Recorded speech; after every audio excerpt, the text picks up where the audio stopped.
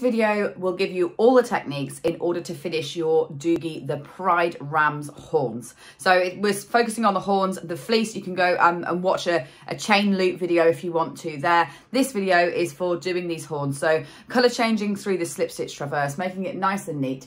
And then the final tweak at the end to fix them into a curved position. And these techniques apply to every single version of the Pride flag that you might have selected to make. So one video, one technique, enjoy making Dougie. So in this video, I'm going to show you how you do the slip stitch traverse back up the horn to take your horn from this, a straight shape, into this that has the traverses round, and then you pull it tight to put a permanent curl in before you sew those horns into position onto Dougie.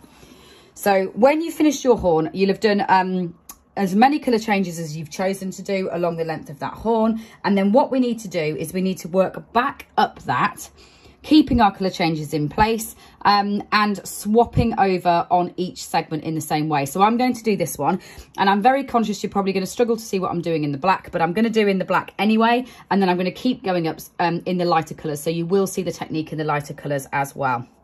So when you finish the horn, leave yourself a nice long end on your last colour on the tip, because you can use that to work back up there. Put your hook into the last stitch worked, and then hold the horn away from you. And this is important to make sure that we're going to go up the spiral in the right direction. If you've got it towards you when you do it, you'll find that you're crossing the rounds, whereas hold it against you and away from you, and you'll be going back up in the right direction. So what you're going to do is put your hook in to the next stitch along like that and slip stitch into place. So you go round the direction of the spiral like that, just putting slip stitches in between each one. Now this elongates the shape out, as you'll see as we're working it, because obviously what you're doing is you're putting a slip stitch into every hole. So I know that's hard to see at the moment. It will get easier as I go into the lighter colours, so you'll see what I'm doing as I gradually move on to different colours. So here's me doing the black segment first. Then when I get to the last stitch, where I'm moving between black to chestnut and I can see my colour change in my work, I'll put my hook underneath the last stitch of black before my first stitch of brown, like that, and I'll actually finish that stitch off in my next colour. So don't worry, I'm going to show you that across a few different colours, so you will see it a little bit easier as we get onto the lighter colours. So now I'm going to do my brown segment. And the only real tip, other than making sure that that horn is facing away from you so that you're following the spiral in the right direction, is keep these slip stitches nice and loose. There's no real advantage of them being too tight, so keep them nice and loose. And the thing that I didn't mention there actually is to do with stuffing as well. So when you finish your horn, put a tiny little bit of stuffing into the top of it before you commence on this slip stitch traversing. You want a little bit, you see there, you got a little bit of stuffing in the top before you start doing it. So here we go, I'm going round again on this spiral.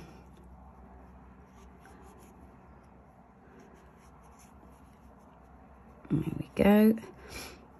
And each segment has more stitches in as you work up the horn, because what you've done in order to work out the kind of pattern that you want to use for the number of colours you want to use, you'll be dividing the total number of rounds in the horn by the number of colours that you're using. But obviously our rounds are much smaller as we're at the tip of the horn here, so it takes a little bit longer as you go into each new colour section.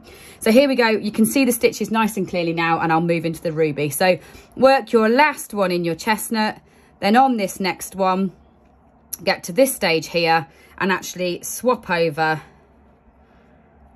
onto your ruby like that, and then carry up the length of this spiral. So you put your hook in around that stitch there, yarn over and bring it through, in, yarn over and bring it through, and that's all you're doing, is traveling right round, putting a slip stitch around every stitch. Now this creates a lovely texture, so it does represent the kind of horns of a sheep with its texture, but it's also the trick really to getting them to curl into position. So carry on exactly as I have, swapping colour each time. What you'll then need to do is sew your ends in. So sew all these ends in and through that segment before you finish. And what you'll have is something that looks like this. So you can see that's all the slip stitch traverses on the top of there that creates that texture, but it's currently still straight and elongated because you put all those extra stitches in. So how do we make it form this position before we sew it on? What you need to do is when you reach the end of the top section in that colour is leave a nice long end of yarn on like that. Put that onto your sewing needle and then see where your colour changes are roughly in a line. So mine are around here. That's going to form the inside. Doesn't really matter, but it'll be a little bit neater if you keep your colour changes onto one side. And then sew down through your slip stitches. So do you see how I'm going underneath the V's like that? All the way down. And don't worry about using this like the colour that you finished in to go right the way through all the other colours. You will not see it at the end. So don't panic about the fact that you're using a totally different colour as you go through these segments. Just use your end colour through the whole thing. So come right the way down beneath all of these V's like this. There we go. Down to the tip.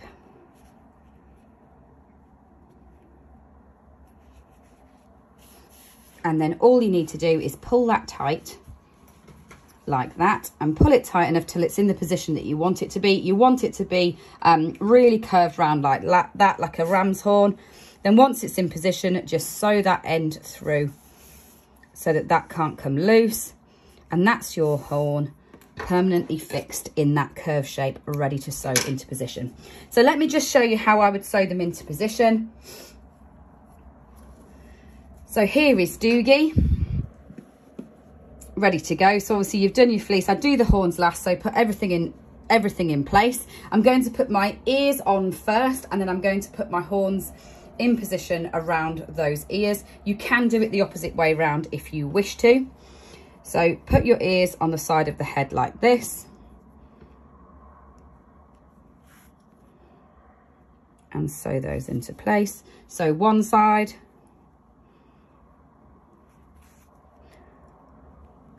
And then sew the other side. In and around a stitch to fix it off as normal. And then when sewing the horns into place, the colour that you need to use to make it look neatest will be the colour that the top section is. So say you're doing one that's split colours like this, I'd sew this segment into place with your amethyst and then this segment in your blue. That'll make it the neatest finish.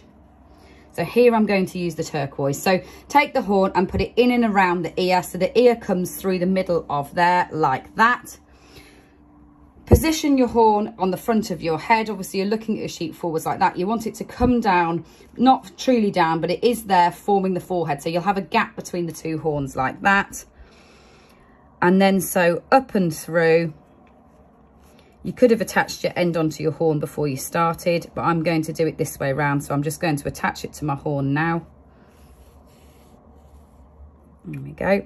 And I'm going to sew between the horn and the head, right the way that front section in turquoise.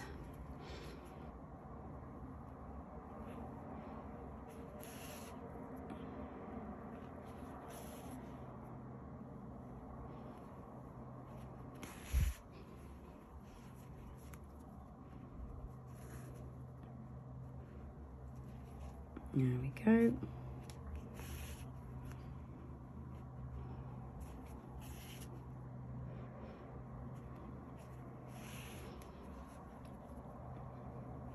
And this will make it neat because you're not going to end up with lots of different stitches going between the two things. You see how I'm trying to keep my stitches underneath the horn so that you don't see those on the surface of the sheep's head. So I'll do that one there, back down and through, and then put a couple more in place here. So I hope that's been helpful in finishing off your Pride rams. I really look forward to seeing the results when you finish making them.